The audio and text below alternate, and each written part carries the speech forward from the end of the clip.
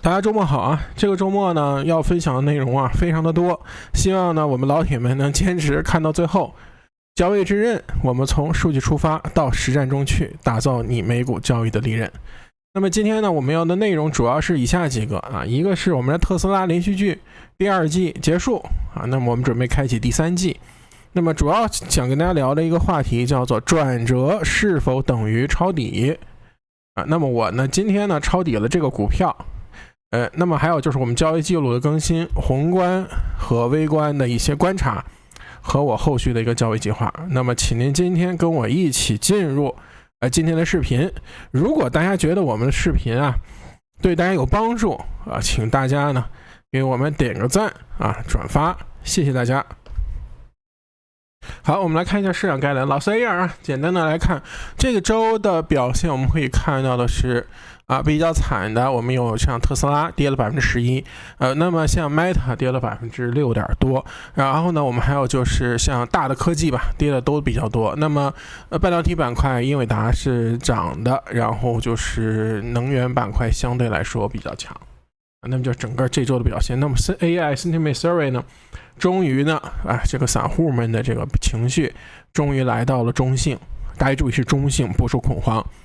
所以呢，这就是我们的表现。那么可以看到的话，机构或者说机构持仓量在这段时间是卖出的，也就是说，现在这段时间机构的一个持仓比例在下降啊。那么这是一个它下跌的主要原因是多压多啊。那么多压多，好，我们来跟大家分享几个图。我们首先对宏观进行一个分析。从数据上来说，大量的资金仍然是因为 T-bill， 也就是我们短期国债的收益非常高，所以去 cash 的这个比例非常多。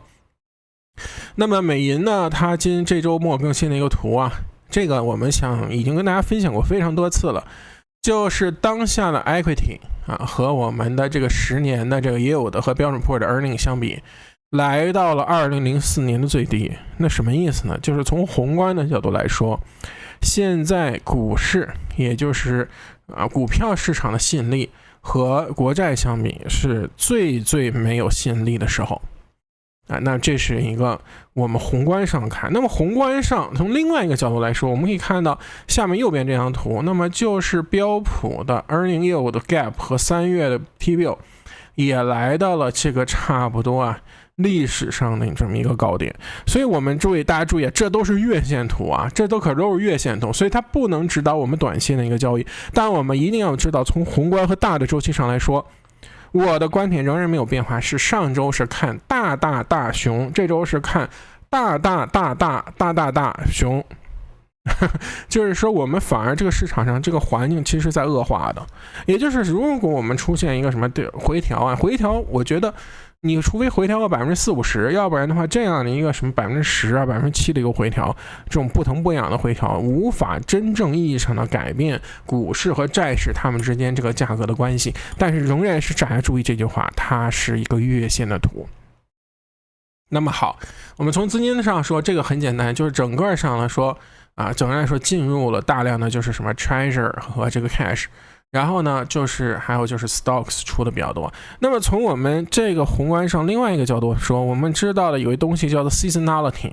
如果你把标准普尔从1928年的每个月的表现来看，那么最差的就是9月。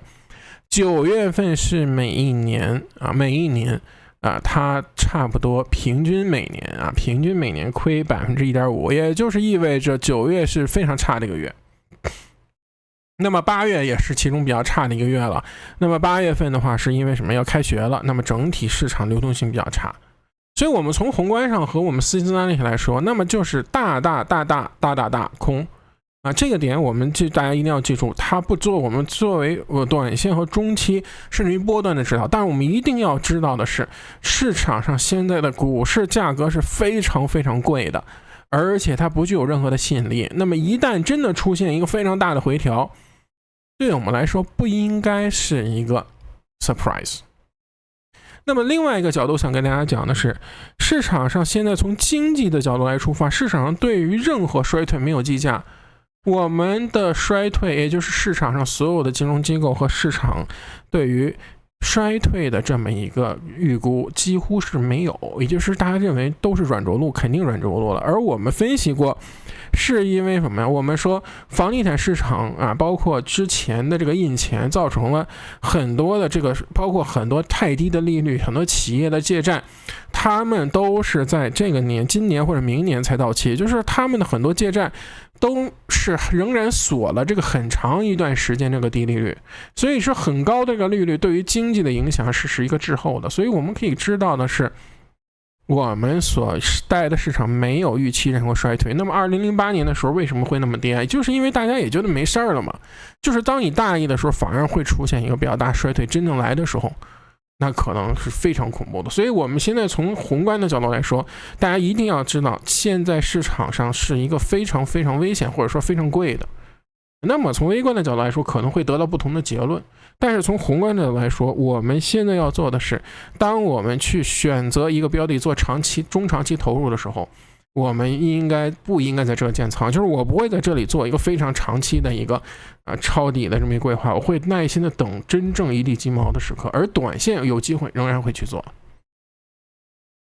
好，那我们下面呢进入一个技术分析环节。好，我们先来技术分析。那么技术分析的话，我们可以看到的是，我们先从日线上开始说。那么日线上标普已经走上了一个什么？大家注意，这是进入了一个弱势区间之后，我跟大家大家还记得我2周还是3周以前的一个更新，就是说我希望的是连续大阴线进行一个下跌。那么这种情况下，市场上反而是比较牛的，我们反而觉得这是一个比较好的一个买点。然而呢，就怕是这种什么老乡别走，给你慢慢突然一个加速，但是慢慢磨，整个3周跌不下去。还记得我们周一的更新吗？就是这个位置上我是看底的，但是一旦如果我要错的话，可能会错得非常离谱。所以这个地方就是一旦错了之后，后面马上就走什么呀？走加速。那么我们现在跌到了一个什么位置呢？第一，从时间上，我们注意这里是一个满月。有朋友说啊，既然用这个月亮，这靠谱吗？其实回测一下还挺靠谱的。一个是满月变成新月，那么对于这个地方会有一个影响。第二个呢，大家看我们这个上次咱们这绿色这个带啊，大家看每次的话到了这个上面就往下下，上面就往下下。那现在的话到底下的话，大家或多或少也都会有反应。哪怕比如说我们像这个地方走的特别凶的话，它都有一个向上弹的这么一个过程。所以这次呢，正好4346，它一个是这个，它两边一边是一个非常重要的均线，就是我们的这个89的这个均线。那我们从这个看就更明显了啊，更明显了。那我们再可以看呢是我们看到是这样，这样好。那么来到这个均线也是我们的支撑带。那么另外一个呢，我们可以看到也是这个绿色带下面了。那么从技术上来说那我们可以看这个我的自己的这些，不管是我们的这个群我可以看到，我给大家看一眼，就是我们的这些信号系统啊，这个自动化的，还有我们的这个爱招过，就是说从一个机器操作，或者说我们从技术分析，或者说市场力度的分析来说，那我们整个这个在这个地方都是开了多仓的啊，都是开了多仓的。那么我们从人肉分析的角度来说，我的一个想法是什么呢？就是第一，这儿会很容易会出现一个反弹，因为这个位置上这儿下来之后，我们又是月度期权过期，那么月度期权过期了以后，再加上来到了一个支撑，那这个位置上就会有反应。但是是不是马上就得弹上去呢？不一定。我们从人肉的角度来说，大家想想我的这么一个，给大家分享我对这个市场的这么一个看法。那么我们首先来看一下我们的这个 QQ 的这么一个走势。那么我到底该怎么做？我现在要看的是什么？大家看，我们来到了一个上一个中枢，或者说这个位置上的这么一个这么一个支撑，它直接就贯破了。所以我在看的话，我会看，首先这个位置上是一个下一个上，那么这直接一下到这儿了以后，它来到这个区间的一个反应啊，来到这个区间一个反应。还有我们的交易计划非常简单，我的交易计划是什么呢？我的交易计划是什么？不吃第一段。人肉操的话不吃第一段，那我们在这个第二段的话，我们希望它像上次一样。大家看上次其实这是一个非常好的买点，为什么？因为这里横盘有了一个底部的一个结构，然后在这儿形成了一个突破，然后呢我们的止损点也有了，那么它错了没关系，止损出来。那么这里的一个横盘，它如果在这里形成一个震荡，然后下来，我们这里可能会形成一个买点，那么这里形成了新的一个盘整区，对吧？也是中枢，那么和这个中枢，那这就是我们有可能完成的是什么？这样的一个下降的走势的这么一个终结。那么还有一种走法是什么呢？还有走法就是，比如说反弹在这个位置上走的是比较强势，那么打到了这样的一个这个区间内啊，这个区间，当然这里也是小的区间。那么打这个区间内之后，形成向下的回拉之后，形成这样的一个走势。我们要不然是形成这样的走势，要不然的话，我们在这里形成一个，这样回拉一个走也可以。我们形成的叫2B，也就是传说中的不是骂人啊，2B 是 Victor 的这个美股投机原理。那么这是一个2B 的转折。那么还有一种什么情况下，我是认为比较好的一个，就是它的这个弹帮助了市场进行了减速，然后再进行哪怕是一个 lower low 呢，形成这样的一个买点，那么形成我们第一买，也就是一个背驰类的买点。那么就这样走，那差不多你看到的也是一个类似于5浪的这么一个下降，那么也是我买点。所以我们的人肉的一个操作和机器不一样，就是我不会在这里地方进行一个着急抄底，我会等什么呢？我会等的出现一个什么，让你们先去，就是大家如果着急的话，你在这抄没关系。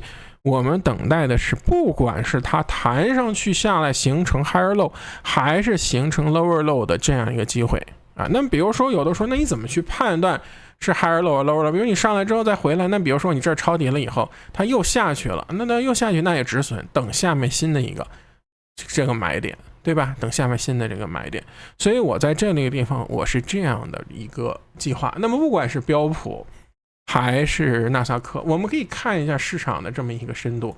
那么在这市场深度上，我们可以看 NAMO 这里是弹的非常多，从负70、80，这是弹到负60。那么它如果不管是出现了一个 higher low 还是 lower low， 那么还有包括 NAMO， 大家看这个深度都可能出现类似于这样背，大家都会有。大家看这里面几乎所有的底部都会有，只是大或者小了。那么这样的这种背离的这么一个结构，不管是股价是出现了一个更低的低点形成了背离，还是出现了一个跟它一致性的这么一个次低，我都会在类似于第二波的时候做。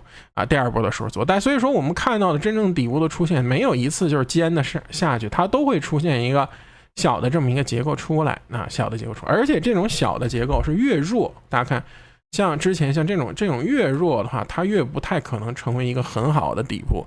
所以我们希望的是像这样的一个底部，它像10月份、3月份，那么这样的话就是有一个比较好的这么一个买点了。所以我也会耐心的等日线上的这样一个机会，然后产生一下我们的这样的一个买点。所以说我们从日线上来说，这里从我们日线上来说，我们说了，宏观上出现的是大熊，那么它不应该影响我微观的操作。但是宏观给我们一个什么，就是万一出现比如说这个地方崩盘了，出现一个大幅的衰退啊、下跌啊或者恐慌呀，也不用着急，也可以说更能耐心的去等我们的新的长期的一个机会，可能需要很长的一个时间了。但短线呢，我们这个周期上来说，也不需要特别的什么呢？特别着急。这个卖信号之后，现在到了紫色带，它还没有出现买信号，所以我们耐心的等待一个什么呢？一个机会出来，所以不用着急让冲进去当那个敢死队，让别人去当啊。好，那我们刚才说到了是一个仓位的更新。好，技术分析环节之前呢，我们进行一个仓位的更新。那么这个仓位更新的话，首先是看空的仓位，在这周我在 Discord 跟大家分享的是全部出掉。然后我们的 iAlgo 这个地方是开了8月9号开的 SPY 和这个微软。那么 SPY 这是快速止损了，有 0.32% 的损失。那么微软这个损失比较大，是8天损失了 3%。那我们的更新在这儿。那么今天又同时更新的是开多的是 DIA 和亚马逊。那么我们的秦龙，我手动的秦龙这里没有任何的一个仓位的更新。那么一会儿呢，我们有跟大家具体更新一下，咱们说的特斯拉的这个双开我们特斯拉跟踪第2季。我们来看看我们后面第3季和第4季都是什么样的一个话题。好，那么仓位更新完了之后呢，我们来开始我们的特斯拉的连续剧好，我们打开特斯拉的图，开始我们的特斯拉连续剧。特斯拉连续剧呢，是我们先开日线吧，特斯拉连续剧呢，我们在这里面呢是一个第一季的时候，大家还记得第一季的话题是什么呢？那么第一季的这个话题叫做扔石头扔石头是我们第一季的这么一个话题。那我们开30分钟的图给大家看一下，我换回这个黑色。好，那我们在这个第一季的时候是扔石头，就是相当于是找到270左右的这么一个机会进行一个做空。那么向下不断的推，我们在251附近的话是空头都出掉了。我不否认的话，这个地方我认为是一个类似于小的一个失误。然后呢，我们在251推下来之后，我们在这个251之后出的是一个双开的这么一个操作。那么这个双开的操作的话，我给大家看一下昨天复盘的这么一个细节昨天复盘细节是 buy to open 的话，特斯拉11月的200 put 300 call 和卖365的 call。上面做了 spread， 然后呢，我的预期是什么呢？我的预期是，如果出现大幅的下跌，伴随着特斯拉一定程度的恐慌，那么这个时候200的 put 会增加非常多。200 put 在这段时间下跌，其实并没有增加非常多，其实只增加了，也就涨了90%多。但是呢，就靠它亏了60%多，然后我们主要的盈利是15%左右，它并不是比我想象中的其实要差很多。那为什么呢？我们来看一眼特斯拉这个走势。就是这轮下跌的过程中，它整个这轮下跌过程中，它的 IV 没有非常大的变化，也就是意味着什么？我们可以看到期权交易量非常大的时候，大家看这个 IV 的价格并没有出现特别大的上升，而且也没有爆出非常大的量，这里头开始才有一点点量出来。大家看这里面，我们看日线才有量能出来我们才有量能出来。那么这就意味着什么呢？我看一眼特斯拉的这个。这就意味着从今天开始才会有一些什么恐慌的这么意思，也就是这轮下跌的过程中，我仍然低估了我们持有这些特斯拉的，我们说是散户也好，机构也好，他们的这种耐性，就是坚决持有死扛坚决持有死扛。那么这就意味着什么？这就意味着风险在这个地方没有得到一个非常好的释放。好，既然我们说特斯拉的风险没有得到非常好的释放，那我们再从另外一个角度来聊一下特斯拉这个公司。那我们看到的是说，比如说我们看到的是这个筹码没有下降，是因为好多的这个筹码没有换下来，就是因为这里面没有特别多的人出货没有特别多人出货。那么我看到了在网上别人给我推荐的就是一些其他博主的一些分析，包括人大家说就是一定要在这里买多就是我们分析买多没有任何问题。比如说你是一个长期投资者，你在这里看好特斯拉长期的一个规划，你买多是没有任何问题的。但是我们在分析的时候呢，一定要跟我们的观众或者说朋友们说时间周期，就是如果你的一个分析不管是多还是空，一定要有时间周期。比如说我们不能说，比如年初的时候我说我看到4500点，也可能跌到3200点，然后呢如果涨到4500点呢，我就跟你说，你看6月就跟你说了要涨到4500点，然后我神预测神准神牛，然后经常拿自己比如说我2个月以前说的一个，或者说1个月以前说的，你看我这样多牛。而你在真正分析的过程中一定要说一个时间周期，就是我如果在这里看多，它如果这个地方崩下去怎么办？我们到底用多少仓位？我们到底该如何去交易？我觉得这也是应该分析的比较清晰的这么一个点，而不是说你左侧或者你就该承担这个风险。而且这里大家不要对号入座，因为如果你去看特斯拉抄底，去搜这个平台的话，这个关键词叫特斯拉抄底的话，你能搜出大量的视频都是在讲这个的。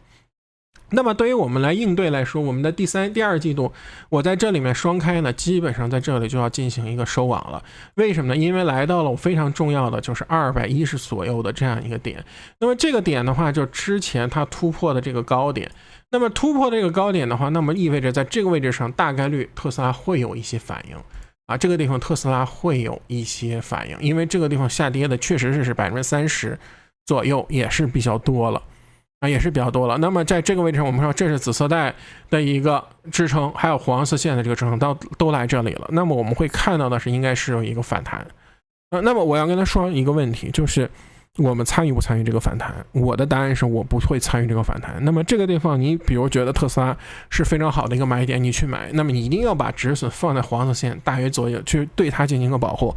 那么还有就上次跟大家分享了 sell put 的这个东西，我们说现在的期权的 IV 仍然是非常低的，在这里 sell put 的风险仍然是非常大的。就是如果你要是非要去 sell put 也行，跟正股一样，一定要做好一个保护。比如说你这 sell put 之后220、230，然后下面的话你怎么也在180、190，咱们做一个 put spread， 同时要把风险控制好，以防止你最后卖多了，把你的资金都吃住套牢，你就没有机会买别的股票了。那么我为什么不会参与到这个特斯拉的反弹中呢？因为很简单，上面的套牢盘大量的人没有出来，所以我们的第三季的这个题目叫什么？喝血啊！第三季喝血，第一季的话我们叫扔石头，第二季的话就是做双开，第三季的话等喝血，就是等它的这个真正的筹码换出来。那么一种方法就是这个地方大量买盘，它也需要时间。是上次讲过，就是即使有大量买盘，也得个把来月吧，把这样的盘消化掉才能拉升。那你现在的话，我至少没有看到大量的买盘进来，我不想去做那个敢死队。那么另外一个我想跟大家分享的是，我仍然看好特斯拉这个公司，但不代表它可以不杀呀。就是你这个位置上拉下来以后，如果大家知道这个弹起来之后一下灌破了这个地方，那么你想想会不会这个时候会产生一些恐慌？我觉得这个恐慌所产生的会是比较多的。那么这样的话，上面的很多套牢盘可能就扛不住了。而且大家注意，这个时候因为大家想抄底的人非常多，这个时候一下恐慌来了，害怕了，这时候摁鼠标往外出，而且就会配合上我们说市场上一些消息。大多数初期投资者来说，他们都比较喜欢看的是消息比较凭的是一个感觉。咱们频道其实很少跟大家讲什么我感觉多或感觉空，而是说我们通过数据通过观察然后去应对做计划。那么你这时候你的感觉其实重要吗？其实你的感觉不重要，但大多数人的感觉就重要了。如果大家都感觉害怕了，那么这个时候就一定会有一个筹码上的止损或置换。所以说我们真的在这个地方跌破了以后，大家一定要小心，这里很有可能会出恐慌盘出来。那这个时候的话，就我们说带血的筹码可能就要崩出来了。至少现在来说我没有看到的话，我就还没有任何的一个准备做多的这么一个计划。所以对于拥有特斯拉的朋友来说，这个关键位置上你下面其实不用买，因为现在 IV 也不是很大，买1-2个月以后的话，你去保护一下，咱们说保护到180或保护160嘛，哪怕也没多少钱，你去做一个保护160的也可以，就是万一崩下来了之后，你有一个东西给你兜底，至少心里头不是那么的慌，你也别那么怕，其实没什么的没什么的。但是长期对于公司的发展来说仍然非常看好，其有垄断性，但是短期就是这样。所以大家这个位置上，我不知道有没有给大家讲清楚我的这个逻辑和我的观察还有我的一个计划。那么在之前它上涨的过程中，就有朋友留言跟我说是260、270，说你必须得买特斯拉，说你如果要错过了太难受了，牛市你得好好反思，或者说你这个地方再不做就错过了其实我们哪怕这个地方反弹我错过了，其实我也无所谓，因为市场上机会有的是，并不只有特斯拉这一只股票，所以我根本不在乎错过，全错过又能怎么样呢？对吧？所以说这里从心态上，我希望大家能端平，或者说想清楚。好，那么跟大家最后都说一句就是如果大家喜欢我们的特斯拉连续剧，现在还有其他股票的连续剧，如果大家喜欢的加入我们 Discord， 不过我们的 Discord 是每天我都会做复盘更新，几乎每天吧，还有研报的解读市场走势的分析，但是实在抱歉不能给您白嫖了，就是我们的这是付费的，因为我们的团队的小伙伴还有我们研发还有后台的工作人员需要我们的一个支持。好的，如果大家喜欢的别忘加入我们这里感谢大家。好，那么后面的话给大家分享一下我认为不错的一个交易机会那么我们说完这些科技股呢都是比较惨的。那么我们传产的话，大家看这个有没有机会？大家看我们看这个，我们看 BA 对吧？我们来看一下 BA 的这个机会，我们换一下这个图这个 BA， 我们看一下 BA 的这个机会其实是相当不错的，是不是？这里是一个平台突破了以后，在这个平台突破以后，那么这里来回踩了这个平台这个位置上，我们的止损现在228，我们止损往下稍微拉一点，我们拉到一个224、225左右，甚至于你弄一个5块以上10块都行。你现在218或者220吧，算你220左右，就是拉到这样的一个位置，对吧？就是子时代嘛，220左右。那么你在这个位置上我们再换成30分钟的，对吧？换成30分钟的，你在这个位置上。220做一个止损，那么现在226，你是损失是6块钱啊，6块钱。那么这次咱们回到上面的高点还240呢，对吧？那么你这是损失最大是6块钱，那向上的话，那么至少是一个14，那么现在的话，这至少是一个2:1的损益比。那么这个地方如果向上突破的话，那你又是突破它，又是一个买点啊。那么这样的话，就是一个什么呢？这就是一个非常好的一个损益比非常高的一个机会。大家注意，我们在交易的过程中啊，特别多的朋友喜欢问，涨到多少？你觉得应该涨多少啊？你觉得应该跌到哪儿啊？这种预测性思维在之前我们一个节目中大家可以看一下，就是没有任何意义。那我呀都能知道的话，那我现在的期权我不得早发了吗？我几亿的挣，对吧？那不是这样的，而是因为我没法精确的到一个时间和空间，但是我们能把握什么？我们把握我们的止损，我们的把握我们的亏损有多少？就是你无法把握盈利，但是你可以把握亏损。我们看重的是这种损益比。那你看这个 TA 这个地方 BA 这个地方其实就可以啊。还有点，那我们回过来偷看道琼斯30分钟的话，正好来到了一个什么比较大的支撑位。那么这个支撑位黄线，我们就可以在这里进行一个什么左侧的一个实验。为什么呢？因为你这里止损有，对吧？大家看这里从 run 之后，这个一个突破的一个，我们现在顶部的一个 VCP 或者是一个什么，是一个头肩中部的一个头肩底，也可以看作是咱们说的中枢，都可以形成了一个回踩。那么而且回踩这个黄色线，我们在这个地方又是紫色带，那你就可以试一试。这里就是有爱值的，或者说这个地方就容易弹。那我们先做一波，保证我们这个仓位，我们保证这个仓位可以立于，比如说不败之地，比如涨上来有一定利润之后，我们把止损放在买入价啊。我们这个操作，大家可以看这个位置上你就容易操作，或者止损好比较容易做，那我们这就可以做。所以说道指在这个位置上是可以。然后另外我们看小盘也是有点这个意思。也是来到了一个什么？来到了我们之前突破的回踩这附近。那稍微比道指稍微差了一点的是什么？它的这个位置距离稍微有点远，可能有4-5块钱。可以往上弹的话，它的损益比没有道指这么高，所以我看到的就是这样的一个机会，挺不错的啊，挺不错的。那么最后我想跟大家分享的是日线的一个什么？我认为非常重要的一个。我非常喜欢公司，就是麦当劳。麦当劳的话，我一直都是做 income。什么叫 income？ 就是因为我这个在卖点 CC 啊，我其实也不是太在乎它一时的得失。